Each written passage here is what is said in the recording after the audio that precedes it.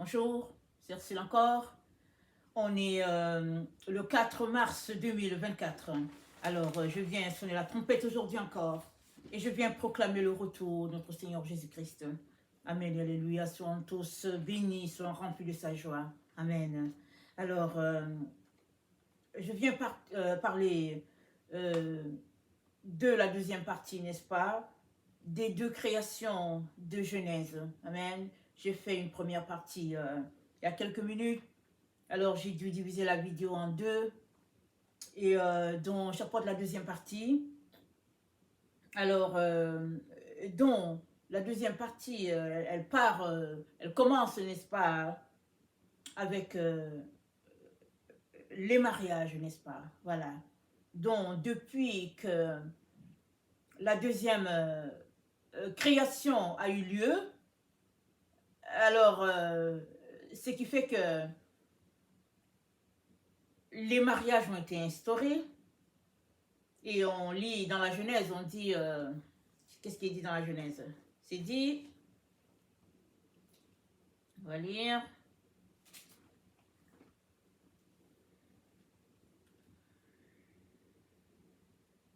C'est dit dans Genèse 2, le verset 20, c'est dit, et l'homme donna les noms à tout le bétail, aux oiseaux du ciel, à tous les animaux des champs. Mais pour l'homme, il ne trouva point d'aide semblable à lui. Alors l'Éternel Dieu fit tomber un profond sommeil sur l'homme qui s'endormit. Il prit une de ses côtes et il referma la chair à sa place. L'Éternel Dieu forma une femme de la côte qu'il avait prise de l'homme et l'amena vers l'homme. Et l'homme dit, voici cette fois-ci, celle qui est haut de mes os et chair de ma chair, on l'appellera femme parce qu'elle a été prise de l'homme. Amen. Donc selon la version que nous avons apportée aujourd'hui, n'est-ce pas, on comprend que la création, c'est sorti de la femme. Amen. C'est pas sorti de l'homme. Comme cela nous a été appris, ou bien selon notre vécu, n'est-ce pas? Alors, parce que c'est dit, dans Genèse 22, c'est dit, l'Éternel Dieu forma une femme de la côte qu'il avait prise de l'homme, et il l'amena vers l'homme. Et l'homme dit, voici, cette fois-ci, celle qui est haut de mes os et chair de ma chair. On l'appellera femme parce qu'elle a été prise de l'homme. Amen. Quand quelque chose est pris de toi, quand quelque chose sort de toi, ça veut dire que c'est toi qui l'enfante, n'est-ce pas? Or, nous l'avons vu, la création est sortie de Sophia. Amen, de sagesse, elle est sortie d'elle. La fille de Dieu, c'est d'elle que la création est sortie. Amen, alléluia. Alors, elle a fait ce qui est sorti d'elle, l'être qui est sorti d'elle, elle n'a pas aimé. C'est lui qu'on appelle l'adversaire. Elle n'a pas aimé. Pas qu'elle n'a pas aimé l'enfant, mais elle n'a pas aimé le résultat final. Elle n'a pas aimé le résultat final. Elle a dit, oh, ça manque de beauté. Alors, je vais le placer juste ici. Bien, l'embellir là, parce qu'on ne détruit pas. Dieu ne tue pas. Avec Dieu, on ne tue pas. Je dis, je vais le placer là. Bien, le mettre des choses autour pour que cet enfant ne puisse manquer de rien. Et je me concentrais à continuer le travail que je faisais avec papa. Mais lui, il voulait tout simplement se faire voir. Alors, il a commencé à dire, je suis Dieu, je suis Dieu, je suis Dieu. Mais au fait, lui, il sort de Sophia, la sagesse, et c'est elle, la mère de l'humanité. C'est elle. Amen. Et pour régler le problème, on l'a vu, elle a parlé avec son père, il a dit, on va régler cela. Il va aller souffler dans l'homme qu'il va créer, là, dans l'homme qu'il veut créer, il va aller souffler là-dedans et on va tirer toute la lumière. Et c'est ça qui a été fait. Il allait la souffler dans la bouche d'Adam Et toute la lumière est sortie de lui, et puis c'est allé chez Adam, et puis lui, il a reçu la partie matérielle, la partie des ténèbres, il l'a reçue. Et quand il est venu voir que Adam était animé, intelligent, brillant, vraiment, avec tous les attributs, c'est-à-dire qu'Adam respirait la gloire de Dieu, il a été rempli de jalousie. Il a dit, mais comment se fait-il que tu es comme ça? Qu'est-ce qui est arrivé? Adam lui raconte. Alors, il a décidé de reprendre, n'est-ce pas, ce qui était en Adam. Et finalement, on voit tout ce qui se passe sur la terre. Tout ce qui se passe. Et finalement, pour ne pas périr, n'est-ce pas, il a instauré tout ce qui est sexualité. Et nous savons combien le sujet de sexualité fait des dégâts sur la terre. Fait des dégâts. Des dégâts. D'un bout à l'autre, on invente ceci, on crée cela, et puis bon, voilà. Et si vous me suivez depuis quelque temps, j'avais fait une vidéo, je ne sais pas s'il y a peut-être 6 mois ou quelque chose, où j'ai dit que ce soit les relations hétérosexuelles ou les relations homosexuelles, ça ne change pas. C'est toujours le même problème. Ce problème qui ne doit pas exister. Parce que Dieu nous veut des êtres, n'est-ce pas, qui trouvent notre satisfaction en lui, pas en la chair. En lui, pas en la chair. Alors, ceux qui sont hétéros condamnent les autres qui sont dans l'homosexualité. Et ceux qui sont dans l'homosexualité condamnent les autres qui sont avec les animaux, et puis etc. Mais le problème n'est pas là. Amen. Le problème n'est pas là. Le problème est le problème d'origine à cause de cette erreur qui a été commise non volontairement. Et ça donne ce que ça donne. Et depuis ce temps donc, amen, c'est vu comme une valeur positive de se marier, de se multiplier, de faire des enfants. Après, il y a des naissances, je veux dire, les enfants, c'est naissance, après, il y a la mort. Après, il y a le mariage, la naissance, la mort, et puis le cycle tourne. Mais ça tourne, comme on l'a vu dans Proverbe 14, c'est que ça donne la force à celui-là qui a conçu tout ce système-là, le Dieu du matériel. Et voilà pourquoi on peut comprendre ce que l'apôtre Paul a dit dans Galates. On va lire la partie qui est dans Galates et puis on va apporter la partie qui est dans Éphésiens. Amen. Dans Galates, c'est dit, au verset 18, pardon, Galates 5, le verset 16. Je dis donc, marchez selon l'esprit et vous n'accomplirez pas le désir de la chair.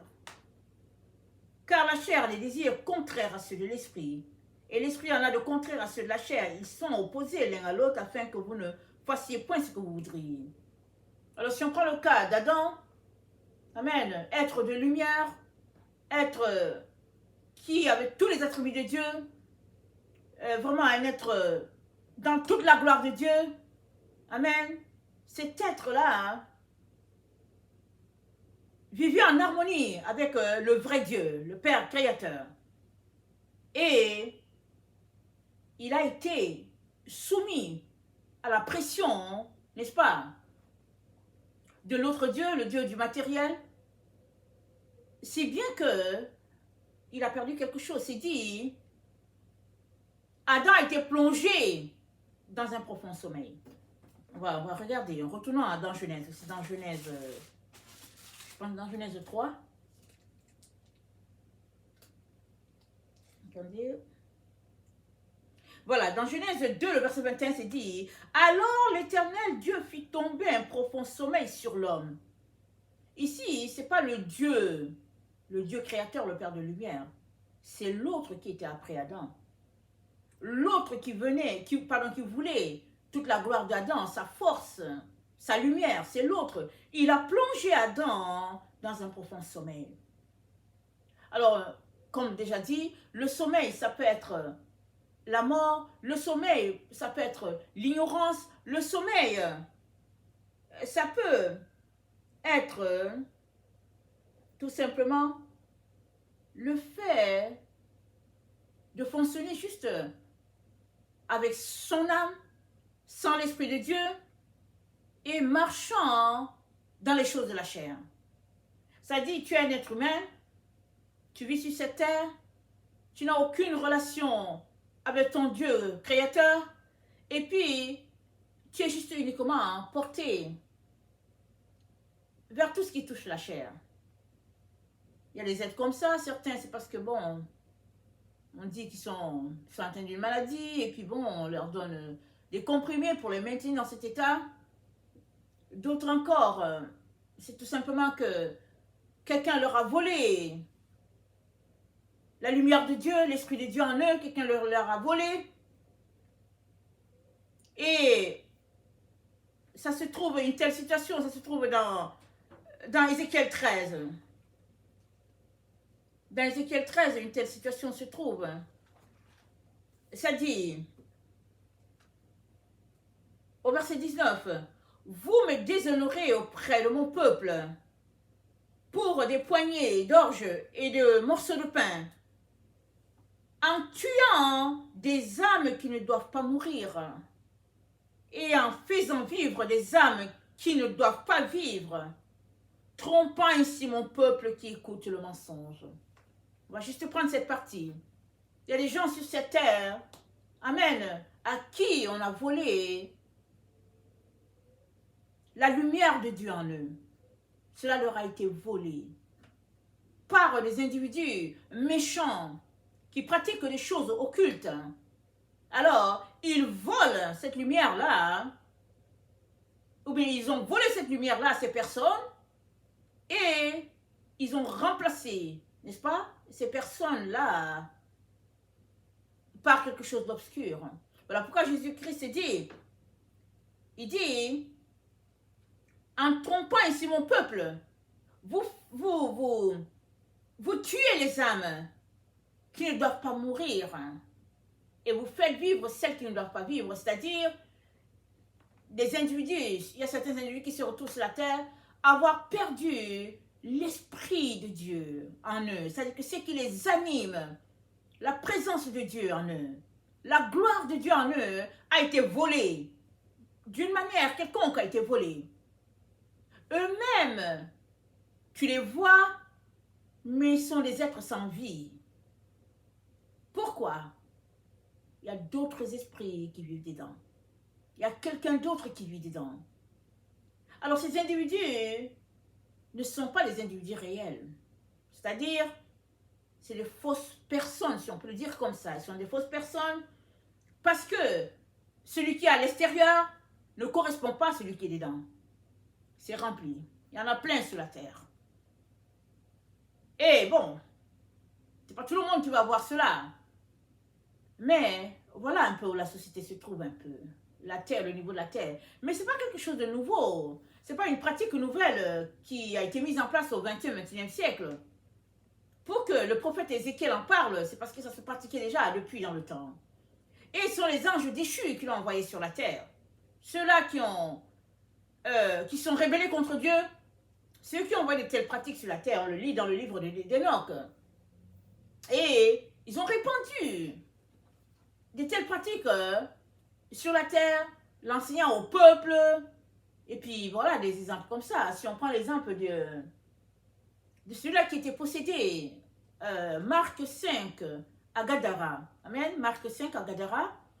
C'est dit que Jésus-Christ s'est déplacé pour aller délivrer un monsieur qui était possédé à Gadara. Et Jésus-Christ, quand il est arrivé, Jésus-Christ lui a demandé quel est ton nom. Il a dit, je suis Légion. Je suis Légion. Parce que les gens de son village l'ont attaché, l'ont lié. Pourquoi? Parce qu'il tenait un commerce de porc. Personne ne se souciait de ce garçon-là. Ils l'ont lié, ils l'ont attaché. La preuve est que quand Jésus-Christ est venu et que Jésus-Christ a délivré ce garçon, ils n'étaient pas contents. Ils n'ont pas applaudi en disant, oh, un prophète au milieu de nous, venez, venez, comme avec la femme samaritaine. Ils n'ont pas fait cela. Ils ont dit à Jésus, s'il te plaît, quitte notre région. S'il te plaît, est-ce que tu peux quitter notre région? Voilà ce qui explique que c'est eux qui ont lié ce garçon-là. Alors, d'autres habitaient dans ce garçon-là. Mais qui sont les autres qui habitaient en lui? Ce sont les esprits des gens du village qui habitaient dans ce garçon-là. Certainement, ce garçon avait été vu, n'est-ce pas, être la gloire de Dieu. Ils avaient vu cela. Il devait certainement être un garçon bon, né avec la gloire de Dieu, la lumière de Dieu sur lui. Et ils ont décidé de le bloquer toute sa vie. La preuve est que quand Jésus-Christ l'a délivré, il a dit, Seigneur, je vais venir avec toi. Jésus-Christ a dit, va dans la Décapole et puis annonce tout ce que j'ai fait pour toi. Et ce qui a été fait. Alors, il était comme mort parce que les gens le liaient avec des chaînes, il brisait quand même ses chaînes, mais il était nu. Ça ne lui faisait rien, ça ne lui disait rien. Mais quand Jésus-Christ l'a délivré, il a porté un vêtement. Il était maintenant conscient de qui il était. Voilà ce que ça fait quand les gens nous ont privés de la gloire de Dieu. Quand les gens nous ont volé de la présence de Dieu. Voilà ce que ça fait. Alors, le Dieu du matériel a donc mis en place ce système, n'est-ce pas, de sexualité pour pouvoir voler. Amen. Les uns et les autres. Parce que il manquait d'énergie, il manquait de lumière, il voulait à tout prix être Dieu et il n'aimait pas ce qu'il avait vu en Adam. Il a volé Adam. De tout ce que Dieu lui a donné, il a volé Adam. Voilà pourquoi Jésus-Christ a dit dans Jean 10. Dans Jean 10, Jésus-Christ a dit ceci. Il a dit, en vérité, Jean 10, verset 7, en vérité, je vous le dis, je suis la porte des brebis.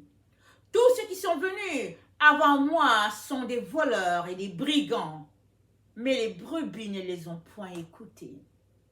Tous ceux qui sont venus avant moi sont des voleurs, sont des brigands. Je suis la porte. Jésus est celui qui est venu, qui a restauré la vérité. Il a restauré la vérité, il a dit à ses disciples, ça ne doit pas se passer comme ça. Il a dit, si vous voulez être avec moi, vous voulez me suivre, alors vous devez sortir de ces mariages-là. Et vous devez marcher dans la chasteté, dans la pureté, les yeux fixés pour notre Seigneur, sur votre Dieu, afin de vous rendre. Et les disciples ont dit, mais attends, mais Moïse ne nous a pas enseigné cela.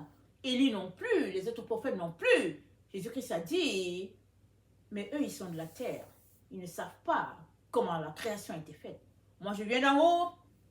Je peux vous dire ce qui en était. Et c'est lui qui a bien expliqué la création. Et les gens l'ont retiré. Ils nous ont donné encore l'autre histoire de la création. Si bien que, aujourd'hui, on élève nos enfants.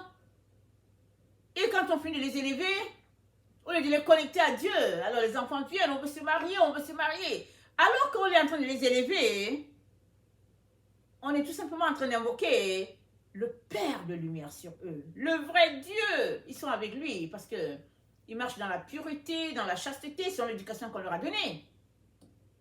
Mais comme les choses ont été renversées, on dit, ok, je vais marier ma fille, je vais marier mon fils, je vais les marier. Mais qu'est-ce qu'on fait? On dit, ok, mon fils, ma fille, tu quittes dessous le chapiteau du Dieu créateur, le vrai Dieu, pour aller sous le chapiteau du Dieu des matériels, le Dieu des émotions là. Tu t'envoies sous son chapiteau. Alors tu t'envoies là-bas avec ta femme ou bien ton mari, vous commencez à faire les enfants, hein? Les enfants qui vont appartenir au Dieu du matériel. Alors que si tu restais comme ça, oui, tu n'aurais pas d'enfant, mais au moins, tu te battrais pour pouvoir arriver à la maison du Père. Alors que là, tes yeux sont fermés, tu es dans l'entreprise du vol, on appelle ça l'entreprise du vol, même si on dit, oh, c'est le mariage et tout, et puis c'est de la sexualité saine et tout, mais c'est, qu'on appelle ça, c'est du vol. Parce que cela a été conçu par le Dieu du matériel pour pouvoir vider ceux qui ont la lumière de leur lumière, pour pouvoir vider ceux qui ont l'énergie de leur énergie. Si bien que ceux-là qui font le mal demeurent toujours faisant le mal, vidant les autres de leur énergie, de leur lumière. Et voilà comment le système marche. Tant qu'il n'y a pas de changement, les choses vont rester comme ça. Parce que cela n'a pas été mis en place par le Père de gloire. Et le Père de gloire aimerait que tu connaisses la vérité. Cette vérité, c'est que tu as besoin d'être uni parfaitement à ton Dieu, ton Créateur, comme dans un lien de mariage.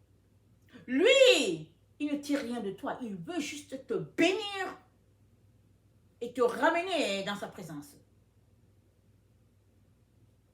Et tu as besoin d'accepter son plan pour toi et tourner le dos à l'autre façon de faire. Voilà pourquoi les choses ne viendront pas d'elles-mêmes.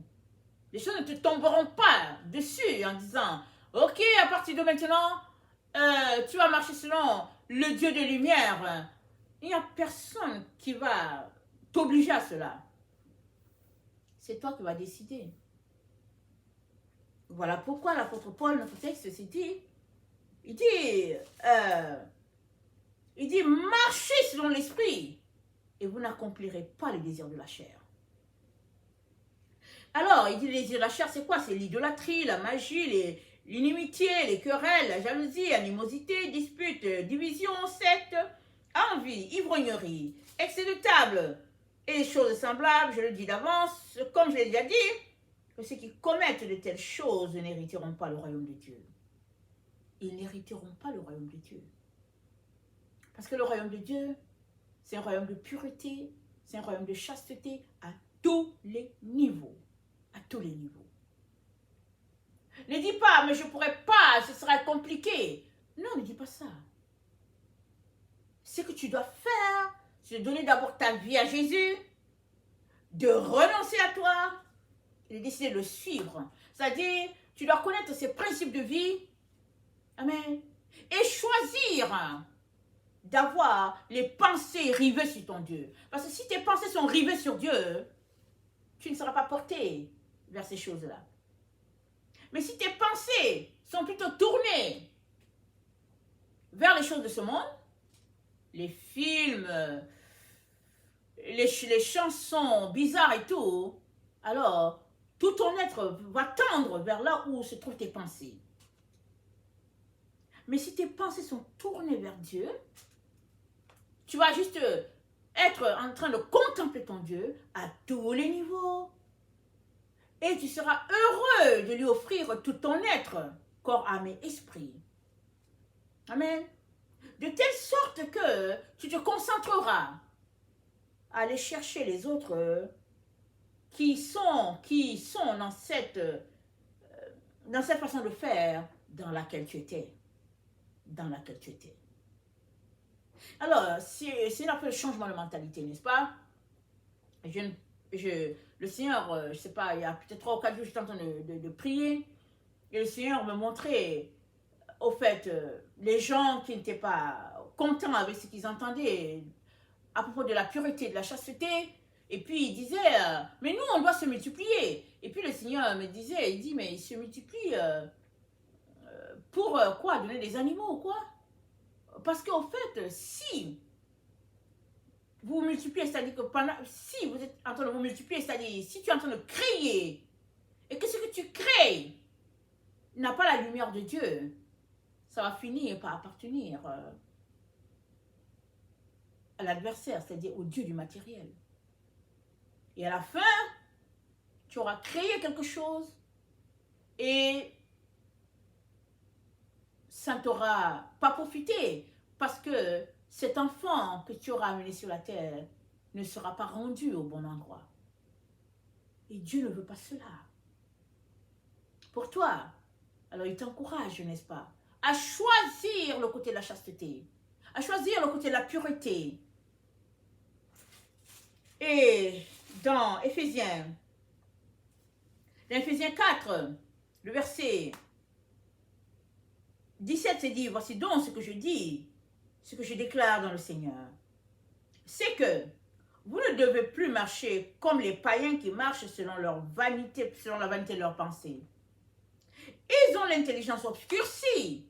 Ils sont étrangers à la vie de Dieu à cause de l'ignorance qui est en eux, à cause de l'endurcissement de leur cœur. Amen. Ils ont l'intelligence obscurcie, pardon. Ils sont étrangers à la vie de Dieu à cause de l'ignorance qui est en eux. Toi, il n'y a plus d'ignorance, Dieu t'a éclairé. Il t'a éclairé, il t'a parlé des deux dieux qu'il y a. Amen.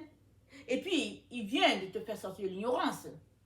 En te dire que ce n'est pas le Dieu de lumière qui a amené la sexualité sur la scène. C'est l'autre Dieu qui veut être un roi. Amen. C'est l'autre Dieu qui veut régner sur la création de Dieu. Et la création, c'est dit que, c'est écrit que Ève est sortie d'Adam. C'est ça qui c'est écrit. Ça, c'est dans la deuxième création. Mais dans la première création, c'est sagesse qui a créé le Dieu matériel. Elle l'a créé pas en tant que Dieu. Elle l'a créé tout simplement. C'est sorti d'elle par erreur. Et il est sorti, il dit, je suis Dieu, je suis Dieu. Et c'est lui qui travaille toujours pour être Dieu, pour régner sur toute la terre. Il le fait. Et puis, dans Proverbe 14, on l'a lu dans le chapitre tantôt, dans Proverbe 14, au verset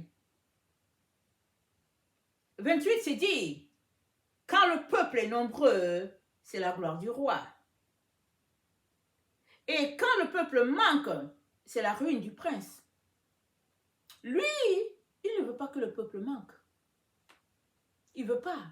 Alors, voilà pourquoi sur la terre, il y a toutes les situations où il y a toutes sortes des enfants qui naissent, il y a des meurtres et il y a des gens qui se retrouvent dans la sexualité indésirée et il y a des enfants qui sortent de là et puis ils sont expulsés et puis il y a du sang qui coule, il y a des avortements partout et il y en a qui disent que non mais moi je veux la sexualité mais je ne veux pas l'autopartie et puis ils mettent en place des méthodes pour aller bloquer et finalement de mal en mal, le problème il faut que ça s'aggrave. Il y a des meurtres, il y a des déchirures, il y a des brisements et il y a toutes sortes des choses difficiles.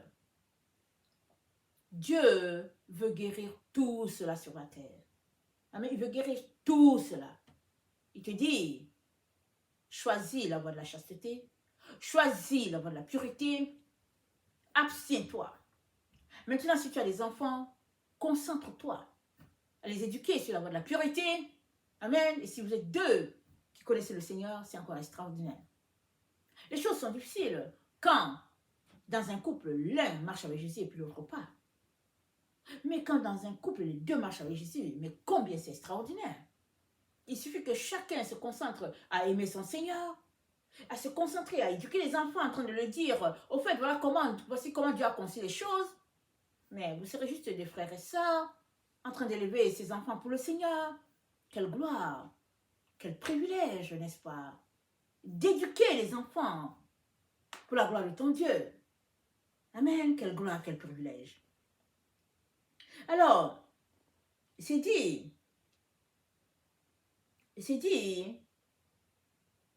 que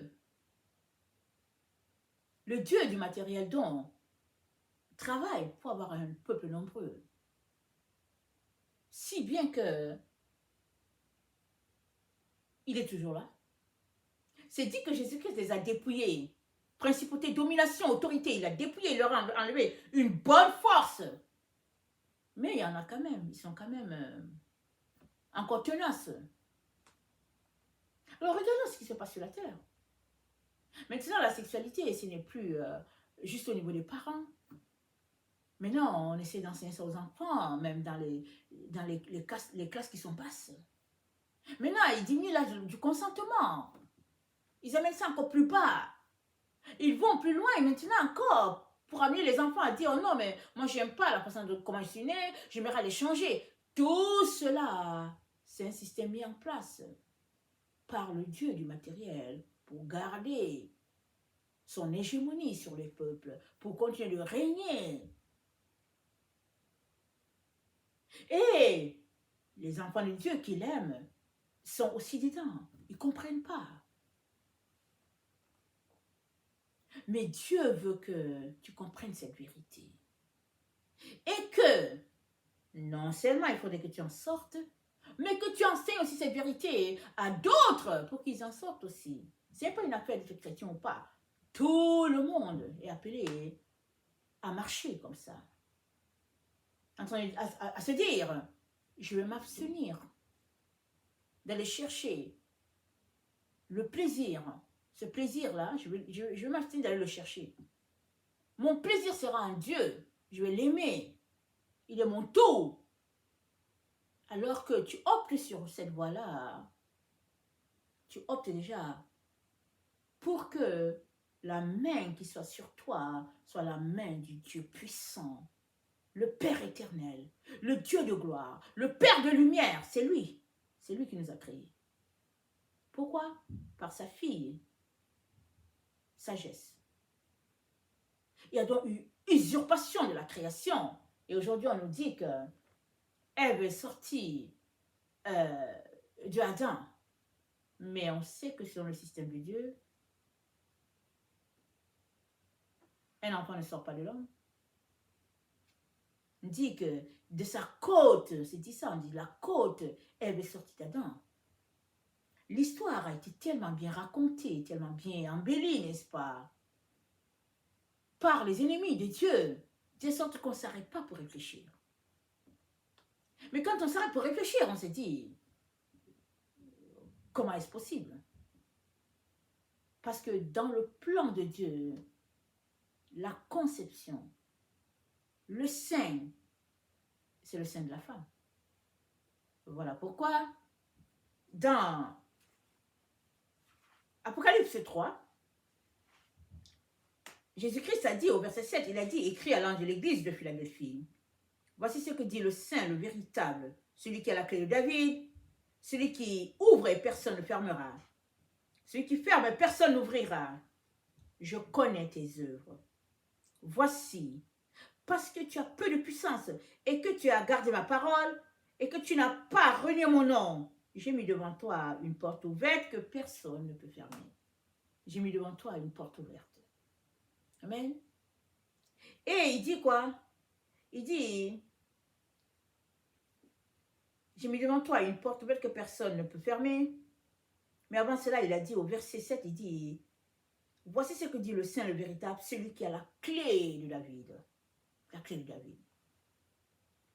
Alors j'ai passé mon temps à demander à Jésus, la clé de David, c'est qui la clé de David? Amen, j'ai dit ça à Jésus. C'est qui la clé de David? Mais il ne me répondait pas. Jusqu'au jour où il m'a répondu, il m'a dit la clé de David, c'est Marie. Ok? La clé. Parce que la clé, c'est ce qui ouvre. Alors, si on prend la vie de Marie, amen, c'est une femme chaste. C'est une femme pure. C'est une femme qui a eu son fils par la vertu du Saint-Esprit. Amen. Elle n'est pas passée par les autres voies. Voilà, elle est la clé. Elle est la clé vers le Père. Une clé, ça ouvre. Si ça n'ouvre pas, ben voilà, c'est fermé. Alors, Marie, c'est l'exemple. Marie, c'est l'exemple. C'est-à-dire, quand quelqu'un est l'exemple, c'est comme Paul, c'est un exemple. Paul dit, imitez-moi. Donc, Marie est un exemple. Dieu est en train d'attirer notre attention. Tu regardes, tu dis, mais attends, elle a eu son fils. Amen. Dans la présence de Dieu. Alors, pour nous brouiller, les gens lui ont donné beaucoup d'autres enfants. Mais c'était les enfants de Joseph. Elle a épousé un veuf l'a épousé. Amen, un veuf l'a épousé. Mais Marie, elle a eu un seul fils. Son fils, c'est Jésus. Celui-là que Dieu l'a donné, c'est Jésus. Mais elle est la clé parce que elle a eu son fils à cause de sa vie de pureté, sa vie de chasteté, sa vie de lumière, sa vie consacrée, une relation de un à un avec son Dieu. Et quand Dieu a voulu bénir la terre, il est venu par elle. C'est la même chose pour toi et moi. Tu es sur cette terre pour une mission de Dieu. Marie avait sa mission, tu as aussi ta mission aussi. Et à l'intérieur de toi se trouve ton enfant. Mais il faudrait que tu sois loin des voies du mensonge de l'ennemi pour pouvoir posséder parfaitement ton héritage. Et c'est ça que l'ennemi ne veut pas. Alors il brouille, il met des cartes ici, il met ceci, tel mensonge qui est par là, et puis essayant de brouiller l'humanité. Mais Dieu est lumière, il est vérité. Et ce que l'ennemi ne veut pas qu'on sache, Dieu nous donne de savoir, afin que la gloire de Dieu puisse se répandre sur toute la terre. Et dans Proverbe 14, le verset 34 c'est dit, la justice élève une nation, mais le péché est la honte des peuples. La justice élève une nation, mais le péché, c'est la honte du peuple. Regardons autour de nous, regardons toute la terre, regardons les cris des mères, regardons les cris des familles à cause d'un péché. Une personne qui n'était pas contente de sa position, qui dit je suis Dieu, et depuis, tout a été mis en place, n'est-ce pas, pour pouvoir égarer le plus grand nombre.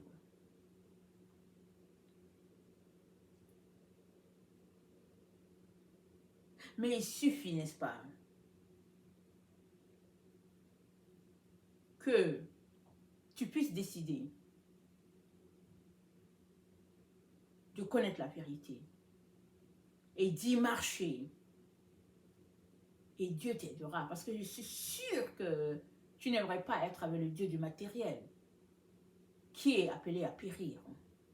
Tu n'aimerais pas. Je suis sûre que tu aimerais être avec le Père de lumière, le vrai Dieu, celui-là qui nous a créés, celui-là de qui nous sommes issus. Amen. Je suis sûre. Je suis sûre que tu aimerais appartenir, n'est-ce pas, à l'histoire d'origine telle que Dieu a créé, n'est-ce pas, et qu'il a mis sa création, n'est-ce pas, sous la main de sagesse, de Sophia. C'est elle qui a parti la création. Le Dieu du matériel le lui a comme volé. Mais ça, c'est au niveau de la pensée des humains. Quand on ne sait pas, on dit voilà ce qui s'est passé avec la création. Mais quand on sait et qu'on essaye de mettre les choses ensemble, on voit que elle est toujours là. Et en créant à l'origine, et crée encore, répandant la vérité dans nos cœurs. Et dans Proverbe 8, il est dit d'elle, celle qui parle, verset 22, elle dit, l'Éternel m'a créé la première de ses œuvres. Avant ses œuvres les plus anciennes, j'ai été établi depuis l'éternité. Dès le commencement, avant l'origine de la terre, je fus enfanté quand il n'y avait point d'abîme, point de source chargée d'eau. Avant que les montagnes soient fermées, avant que les collines existent, je fus enfanté. N'avait encore fait ni la terre, ni les campagnes, ni le premier atome de la poussière du monde lorsqu'il dispersa les cieux, j'étais là. Lorsqu'il traça un cercle à la surface de l'abîme, lorsqu'il fixa les nuages d'en haut, et que les sources de l'abîme jaillirent avec force, lorsqu'il donna une limite à la mer pour que les eaux n'en franchissent pas les bords, lorsqu'il posa le fondement de la terre, j'étais à l'œuvre près de lui. Je faisais tous les jours ses délices, jouant sans cesse en sa présence. Elle dit quoi? Elle dit, lorsqu'il posa les fondements de la terre, j'étais à l'œuvre auprès de lui. Elle était à l'œuvre auprès de son père. Ils étaient en train de créer. Avec son frère Jésus, ils étaient en train de créer. Quand cette erreur a été constatée. Alors, excusez-moi, le plaisir nous éloigne de Dieu. Le plaisir de la chair, ça nous éloigne de Dieu. Nous sommes des êtres de lumière, appelés à ressembler à notre Père. Voilà pourquoi Jésus-Christ a dit, l'heure est déjà là où les vrais adorateurs adoreront Dieu en esprit et en vérité. Car ce sont là les vrais adorateurs que Dieu demande. Dieu est esprit, il faudrait que ceux qui l'adorent puissent l'adorer en esprit et en vérité. Dieu est esprit. Dieu est esprit. Alors, si les gens réussissent à te voler ton esprit, à t'enlever ce qu'il y a dans ton esprit, alors ils t'ont volé une très bonne partie de toi. La partie qui te lie directement à Dieu. C'est là que les gens sont en train de travailler. Les êtres remplis de méchanceté, ils travaillent pour priver les enfants de Dieu de cette présence de Dieu-là. C'est à ça qu'ils travaillent. Ils se lèvent le matin, leur occupation c'est de faire. Comment est-ce qu'on va les détourner de leur Créateur, de leur Père? Comment est-ce qu'on va faire? Et la Bible dit, heureux l'homme qui m'écoute, qui veille chaque jour à mes portes et qui garde les poteaux, car celui qui me trouve a trouvé la vie. Celui qui trouve la sagesse, celui qui trouve Sophia a trouvé la vie. Pourquoi? Parce qu'elle est auteure de vie. Amen. Elle est auteure de vie. Elle est la source, amen, que Dieu a placée là, afin, amen, de créer ses enfants et de les ramener à lui. Elle est auteure. Et tout ce qui a été volé sera restauré. C'est ça que Dieu est en train de faire. Il est en train de faire ça, c'est ça. Il nous informe de la vérité. Alors tu peux embrasser cette vérité ou bien dire, oh non, mais moi je ne crois pas et tout. Ce sera ton choix. Mais si tu acceptes la vérité, alors tu es en train d'accepter de sortir des plaisirs de la chair. Il y a toute une... Comment on appelle ça? Il y a des entreprises, n'est-ce pas, qui ont été créées sur la base de la sexualité. Des entreprises, des royaumes gigantesques, juste sur la base de la sexualité. Mais cela ne vient pas de Dieu. Notre Dieu, simple, rempli d'amour, rempli de compassion, rempli de grâce. Voilà notre Père, notre Dieu d'amour, tellement merveilleux, tellement extraordinaire. Et il aimerait que tu puisses jouir de tout ce qu'il a fait pour toi. Et que tu arrêtes, n'est-ce pas, de marcher sur la voie où ton âme est préparée à se retrouver. Ils ont préparé le chemin pour que ton âme se retrouve là-bas, en train de suivre la voie qui est fausse. Dieu te dit non, non, non, non. Accroche-toi à moi, mon enfant. Accroche-toi à moi, ma fille. Accroche-toi à moi, mon fils. Et découvre qui tu es. Découvre qui tu es.